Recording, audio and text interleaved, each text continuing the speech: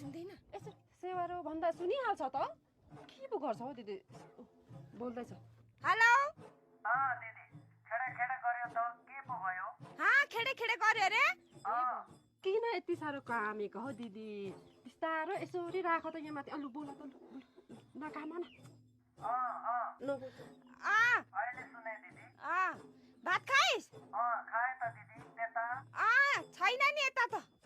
यहाँ खाएर अब मेलो जानु पर्ने छ ए दिदी म पनि अब खाएर ड्युटी जानु पर्ने छ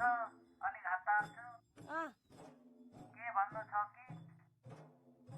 एउटा व्यवहारको चाहिँ कुरा गर्नु थियो हौ भन्नु नि दिदी के हो त्यहाँ तेरो छेउमा साथीहरू छ होला सुन्छ होला फेरि छ त दिदी